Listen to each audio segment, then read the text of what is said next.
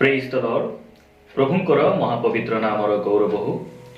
मु प्रभु को धन्यवाद दिए ताहांको अनुग्रह आउ गोटे नूतन प्रसंग को नहीं आपण मानक निकट में आसवा ताहांको वाक्य जरिया रे आपण मानक सहित साक्षात करबा पाई परमेश्वर पुनर्बार एही सुजोग मते देइथिबारु मु ताहांको नामर प्रशंसा करूछि एवं आजिर एही नूतन प्रसंग नूतन शिक्षा रे आपण मानक पुनर्बार आंभ मानक उद्धारकर्ता प्रभु जीशु ख्रीष्टंक अति पवित्र और बहुमूल्य नाम रे समस्त को मु स्वागत करूछि।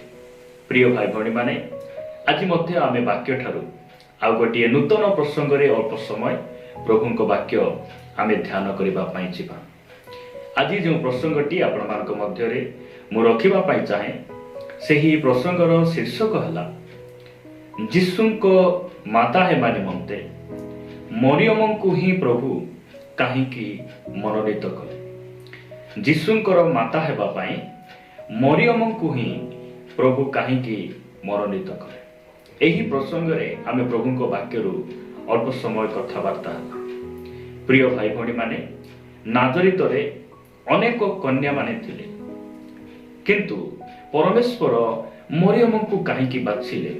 जीशुंकर माता हेबा निमंते मरियम को परमेश्वर काहींकी मनोनीत कले। मु आपण मानकु गोटे दुईटी कथा कही उत्साहित करबा पाई चाहे। प्रभु जीशु ख्रीष्टंकर जन्मर 750 वर्ष पूर्वे जिसाय भविष्यत वक्तांक मुख द्वारा परमेश्वर भविष्यवाणी करथिले जे से जड़े कन्यार गर्भ द्वारा से जन्म ग्रहण हेबे। गोटे कन्यार गर्भ माध्यम रे मानव रूप धारण कर पृथ्वी को आसिबे। मात्र से कन्यार नाम से भविष्यवाणी करि नथिले। कन्यार नाम जीशु ख्रीष्टंक जन्म पूर्व रे मरियमंक द्वारा आसिबे एही कथा कोनोसी वाक्य रे कुहा जाई नथिला। मात्र आमे कालक्रमे देखुछु जे परमेश्वर नाजरित नगर निकटकू ताहांकर दूत को पठाउचंती आउ मरियमंक सहित से कथा होउचंती। तो वास्तव रे काहींकी मरियमंक पाखरे ए प्रकार केउ गुण थिला जे परमेश्वर सेही गुण स्वभाव को देखि से मरियम को बाछिले। मरियम जे समस्तक ठारू अधिक दान देउथिले बोली से सब समय रे प्रार्थना जाउथिले बोली काहींकी आमे अल्प समय प्रभुंक वाक्य रु आमे ध्यान करिबा। प्रिय भाई भणी माने मो सहित आपण माने लूक लिखित सुसमाचार 1 अध्याय को आसीबे। लूक लिखित सुसमाचार 1 अध्याय जदि आमे 30 पद पढ़िबा एठारे प्रकार लिखा जाए सेतिरे दूत तांकु कहिले आगो मरियम भय कर नाही कारण तुम्हे ईश्वरंक छामुरे अनुग्रह प्राप्त होयछ। प्रभुंक नामर गौरव हो। एही स्थान रे जदि आमे 26 पद रु 30 पद पर्यंत देखु जे परमेश्वर जेतेबेले काल संपूर्ण होउछे ताहांकर पुत्रंकु से एही जगत मध्य को प्रेरण करिया पई इच्छा करूछंती। ताहांकर योजना को से सफल करिया पई इच्छा करूछंती। सेही समय रे स्वर्गरु ताहांकर दूत अर्थात गाब्रिएल को से कोन करूछंती पठाउछंती। नाजरित नगरर मरियम जे घरे से बसवास करूछंती सेही गृह रे से कोन करूछंती पठाउछंती। आ दूत गृह मध्य रे प्रवेश करी से कहउछंती आगो मरियम भय कर नाही काहींकी भय कर नाही तुमे ईश्वरंक छामुरे ईश्वरंक दृष्टि रे तुमे अनुग्रह प्राप्त होयछ। प्रिय भाई बणी माने अनुग्रह परमेश्वर केउ मान को दियंती। अनुग्रह आ सत्यता प्रभु जीशु ख्रीष्टंक द्वारा ए पृथ्वी रे दत्त हैला एहा हमें समस्ते जानो। मोसांक द्वारा व्यवस्था आसिला मात्र प्रभु जीशु ख्रीष्टंक द्वारा ए पृथ्वी रे अनुग्रह आ सत्यता आसिला। आ आमे देखुचु जे अनुग्रह पाइथिबा व्यक्ति मरियम अटंती। आदि पुस्तक रे आमे समस्तक दृष्टि रे अनुग्रह पाइथिबा व्यक्ति को आमे नोहम को देखुचु। मात्र नूतन नियम रे से एकमात्र जने कन्या जने युवती भौणी से होचंती मरियम आ से परमेश्वरक दृष्टि रे से अनुग्रह पाइछंती। आ परमेश्वर अनुग्रह केउ मानन को दियंती। जदि आपण माने याकूब पुस्तक को आसीबे याकूब पुस्तक 4 अध्याय 6 पद रे प्रकार लिखा जाउछि କିନ୍ତୁ ସେ ମଧ୍ୟ ଅଧିକ ଅନୁଗ୍ରହ ଦାନ କରନ୍ତି। ଏଣୁ ଉକ୍ତ ଅଛି, ଈଶ୍ୱର ଅହଙ୍କାରୀ ମାନଙ୍କୁ ପ୍ରତିରୋଧ କରନ୍ତି, କିନ୍ତୁ ନମ୍ର ଲୋକମାନଙ୍କୁ ଅନୁଗ୍ରହ ଦାନ କରନ୍ତି। ପ୍ରଭୁଙ୍କ ନାମର ଗୌରବ ହଉ, ତାହାଙ୍କ ନାମର ସ୍ତୁତି ହେଉ। ପ୍ରିୟ ଭାଇ ଭଉଣୀ ମାନେ, ମରିୟମକୁ ପରମେଶ୍ୱର କାହିଁକି ବାଛୁଅଛନ୍ତି? ମରିୟମ ପ୍ରଭୁଙ୍କ ଦୃଷ୍ଟିରେ ସେ ନମ୍ର ଅଟନ୍ତି। ସେ ଜଣେ ନମ୍ର ଯୁବତୀ ଥିଲେ, ସେଥିପାଇଁ ପରମେଶ୍ୱର ସେ ଅନୁଗ୍ରହ କଲେ, ଆଉ ତାହାଙ୍କ ଅନୁଗ୍ରହରେ ସେ ବାଛିଲେ। ଆଉ ଯାହା ଅସମ୍ଭବ ଥିଲା ଯେ ଜଣେ ସ୍ୱାମୀ ବିନା, ଜଣେ ପୁରୁଷ ବିନା ଜଣେ କନ୍ୟା ଯେ ଗର୍ଭବତୀ ହେବା, ଗୋଟେ ପୁଅକୁ ଗର୍ଭରେ ଧାରଣ କରିବା, ଏହା ଅସମ୍ଭବ ବିଷୟ ଅଟେ। କିନ୍ତୁ ଈଶ୍ୱରଙ୍କର ଆତ୍ମା ଆଉ ତାହାଙ୍କ ଦତ୍ତ ସେହି ଅନୁଗ୍ରହ ଯୀଶୁଙ୍କର ମାତା ହେବାର ସୌଭାଗ୍ୟ ପ୍ରଦାନ କଲା। ପ୍ରିୟ ଭାଇ ଭଉଣୀ ମାନେ, ପରମେଶ୍ୱର ସେମାନଙ୍କୁ ସେ ବାଛନ୍ତି, ସେମାନଙ୍କୁ ସେ ପସନ୍ଦ କରନ୍ତି ଯେଉଁମାନେ ନମ୍ର ଅଟନ୍ତି।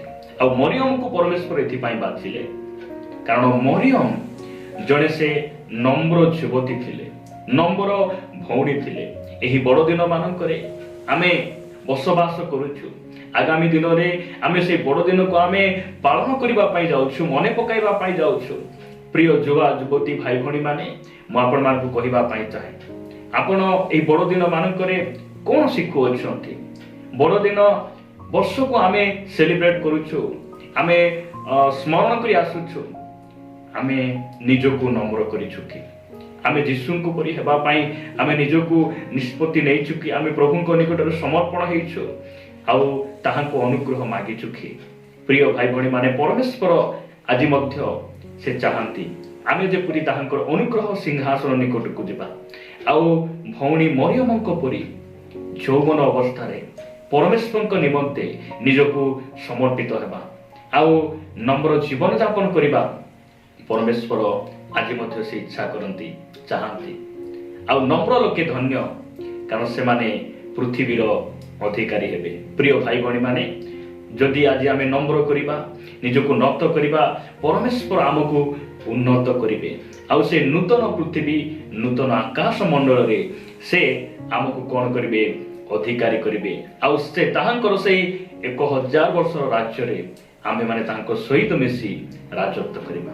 ମରିୟମଙ୍କ ପାଖରେ ଥିବା ଦ୍ୱିତୀୟ ଗୁଣ ମୁଁ ଆପଣମାନଙ୍କୁ କହିବା ପାଇଁ ଚାହେଁ।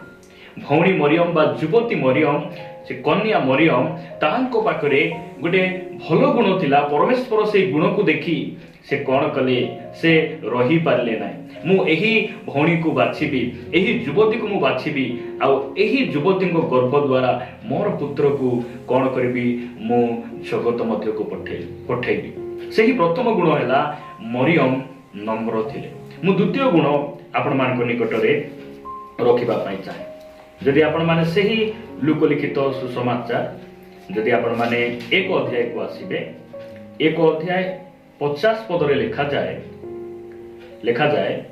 ଆଉ ତାହାଙ୍କ ଭୟକାରୀ ମାନଙ୍କ ପ୍ରତି ତାହାଙ୍କ ଦୟା ପୁରୁଷାନୁକ୍ରମରେ ଥାଏ। ଏହି କଥା ମରିୟମ କେତେବେଳେ ସେ କହୁଛନ୍ତି? ଯେଉଁ ସମୟରେ ସେ ଏଲିସାବେଥଙ୍କ ଘରେ ଯାଉଛନ୍ତି, ଏଲିସାବେଥଙ୍କ ବା ବାପ୍ତିଜୁକ ଯୋହାନଙ୍କର ମାତା ଯେ ଏଲିସାବେଥଙ୍କ ଘରକୁ ସେ ଯାଉଛନ୍ତି, ସେହି ସମୟରେ ଏଲିସାବେଥଙ୍କ ଘରେ ସେ 3 ମାସ ରହିଥିଲେ। ଆଉ ସେ 3 ମାସ ରହିବା ସମୟରେ ଏଲିସାବେଥ, ଯେଉଁ ସମୟରେ ଏଲିସାବେଥଙ୍କ ଘରକୁ ମରିୟମ ଯାଉଛନ୍ତି, ଏଲିସାବେଥ ତାଙ୍କୁ ସାକ୍ଷାତ କରି ନମସ୍କାର କରିଲା ବେଳେ, ଆଉ ଏଲିସାବେଥଙ୍କ ଗର୍ଭରେ ଯେଉଁ ଛୁଆ ଥିଲା, ସେଇ ଛୁଆ ଗର୍ଭରେ ନାଚି ଉଠିଲା। ଆଉ ସେହି ସମୟରେ ସେ ଆତ୍ମାରେ ପୂର୍ଣ୍ଣ ହୋଇ ମରିୟମଙ୍କ ବିଷୟରେ ସେ କହିଲେ ଯେ ନାରୀମାନଙ୍କ ମଧ୍ୟରୁ ତୁମେ ଧନ୍ୟ, ଧନ୍ୟ ତୁମ ଗର୍ଭର ଫଳ। ଏହି କଥା କହିଲା ପରେ ମରିୟମ ସ୍ତୁତି ପ୍ରଶଂସା କରି ପ୍ରଭୁଙ୍କ ଠାରେ ସେ ଆନନ୍ଦ ଉଲ୍ଲାସ କରି ତାଙ୍କର ଗୌରବ କରୁ କରୁ ସେ ଶେଷରେ କହୁଛନ୍ତି 50 ପଦରେ ସେ କହୁଛନ୍ତି, ଆଉ ତାହାଙ୍କ ଭୟକାରୀ ମାନଙ୍କ ପ୍ରତି ତାହାଙ୍କ ଦୟା ପୁରୁଷାନୁକ୍ରମରେ ଥାଏ। ପ୍ରିୟ ଭାଇ ଭଉଣୀ ମାନେ, ମରିୟମଙ୍କର ଉକ୍ତି ଦ୍ୱାରା, ତାହାଙ୍କର ଆରାଧନା ବା ତାଙ୍କର ପ୍ରଶଂସା ଗୌରବ ଦ୍ୱାରା ଆମେ ଦେଖିପାରୁଛୁ ଯେ ମରିୟମ ଜଣେ ସେ ପରମେଶ୍ୱରଙ୍କୁ ଭୟ କରିବା ଯୁବତୀ ଥିଲେ। ପରମେଶ୍ୱରଙ୍କୁ ଭୟ କରିବା ଜଣେ ଭଉଣୀ ସେ ଥିଲେ ଆଉ ପରମେଶ୍ୱର ସେହି ମରିୟମକୁ ବାଛିଲେ ଯେପରି ତାହାଙ୍କ ଦେଇ ତାଙ୍କର ପୁତ୍ରଙ୍କୁ ଏହି ପୃଥିବୀରେ ସେ କଣ କରିବେ ପ୍ରେରଣ କରିବେ ପଠେଇବେ। ପ୍ରିୟ ଭାଇ ଭଉଣୀ ମାନେ ବଡ଼ଦିନ ମାନଙ୍କରେ ଆମେ କଣ ଶିଖିବାର ଆବଶ୍ୟକ ରହିଛି? ଆମେ ପରମେଶ୍ୱରଙ୍କୁ ଭୟ କରିବାଟା ଶିଖିବାର ନିହାତି ଆବଶ୍ୟକ ରହିଛି। ଏହି ଦିନ ମାନଙ୍କରେ ଅନେକ ଯୁବା ଯୁବତୀ ଭାଇ ଭଉଣୀ ମାନେ ସେମାନେ କାହାକୁ ଭୟ କରନ୍ତି ନାହିଁ। ବାଇବେଲ କହେ ତୁମେ ପ୍ରାଚୀର ମାନଙ୍କର ବଶୀଭୂତ ହୁଅ, ତୁମେ ପ୍ରଭୁଙ୍କର ବଶୀଭୂତ ହୁଅ। ସ୍ୱର୍ଗର ପରମେଶ୍ୱର ସେ ମାନବ ରୂପ ଧାରଣ କରି ଆଜିକୁ 2023 ବର୍ଷ ତଳେ ପୃଥିବୀ ପୃଷ୍ଠରେ ଆସିଲେ। ଲେଖାଯାଉଛି ଯେ ସେ 18 ବର୍ଷ ପର୍ଯ୍ୟନ୍ତ ଜନ୍ମରୁ ସେ 18 ବର୍ଷ ପର୍ଯ୍ୟନ୍ତ ସେ କଣ କଲେ? ଯାଇ ପିତାମାତାଙ୍କର ବଶୀଭୂତ ହେଲେ। ମାତ୍ର ଆଜିର ଏହି ବଡ଼ଦିନ ସେଲିବ୍ରେସନ କରୁଥିବା ଅନେକ ଯୁବା ଯୁବତୀ ମାନେ ସେମାନେ କାହାର ବଶୀଭୂତ ନୁହନ୍ତି। ସେମାନେ ବୟଫ୍ରେଣ୍ଡର କଥା ମାନନ୍ତି, ଗର୍ଲଫ୍ରେଣ୍ଡର କଥା ମାନନ୍ତି, ଯୁଆଡେ ଇଚ୍ଛା ସିଆଡେ ଯାଆନ୍ତି, ମନ ଇଚ୍ଛା କାର୍ଯ୍ୟଗୁଡ଼ିକ କରନ୍ତି। ଦୁଃଖର ବିଷୟ ପରମେଶ୍ୱରଙ୍କୁ ସେମାନେ ଭୟ କରନ୍ତି ନାହିଁ। ସ୍କୁଲ ଟିଚରକୁ ଭୟ କରନ୍ତି, କଲେଜ ପ୍ରିନ୍ସିପାଲକୁ ସେମାନଙ୍କର ଭୟ ଅଛି, କିନ୍ତୁ ପରମେଶ୍ୱରଙ୍କୁ ଭୟ କରନ୍ତି ନାହିଁ। ପ୍ରଭୁ ଯୀଶୁ ଖ୍ରୀଷ୍ଟ କହିଲେ ମୁଁ ତୁମକୁ କାହାକୁ ଭୟ କରିବ ସେଟା ମୁଁ ଶିଖେଇବି। ମନୁଷ୍ୟମାନଙ୍କୁ ଭୟ କର ନାହିଁ। ମନୁଷ୍ୟ ତୁମର ଶରୀରକୁ ବଦ୍ଧ କରିପାରନ୍ତି ଆଉ ବଦ୍ଧ କଲା ପରେ କିଛି କରିପାରନ୍ତି ନାହିଁ। ମାତ୍ର ଜାଣିଛନ୍ତି ଆମର ପରମେଶ୍ୱର ମନୁଷ୍ୟକୁ ତାର ଶରୀର ଆଉ ଆତ୍ମାକୁ ମଧ୍ୟ ସେ ନରକରେ କଣ କରି ପାରନ୍ତି? ପକେଇ ପାରନ୍ତି। ଆଉ ଆମେ ତାହାଙ୍କୁ ଭୟ କରିବା, ଏହା ପରମେଶ୍ୱରଙ୍କ ବାକ୍ୟ ଆମକୁ କହେ। ମରିୟମ ସେ ନମ୍ର ଥିଲେ, ମରିୟମ ସେ ପରମେଶ୍ୱରଙ୍କୁ ଭୟ କରୁଥିଲେ। ସେଥିପାଇଁ ପରମେଶ୍ୱର କଣ କଲେ? ତାଙ୍କୁ ବାଛିଲେ ଯେ ସେ ନାରୀ ମାନଙ୍କ ମଧ୍ୟରେ ସେ ଧନ୍ୟ ହେଇଗଲେ। ପ୍ରିୟ ଭାଇ ଭଉଣୀ ମାନେ ପରମେଶ୍ୱର ଆମର କୌଣସି ଉତ୍ତମ ଗୁଣକୁ ଦେଖି ଆମକୁ ବାଛି ନାହାନ୍ତି। କାରଣ ମରିୟମଙ୍କୁ ଦେଇ ଯେଉଁ ପୁତ୍ର ଆସିଲେ ସେ ଆମକୁ ପ୍ରେମ କରି ତାଙ୍କର ଏକମାତ୍ର ପୁତ୍ରଙ୍କୁ ଦେଲେ। ଆମେ ଯେପରି ସତ୍ୟତାକୁ ଜାଣି ଆମେ କଣ ହେବା? ନମ୍ର ହେବା, ତାଙ୍କର ବାକ୍ୟକୁ ମାନିବା ଆଉ ତାଙ୍କ ପଛରେ ଚାଲିବା।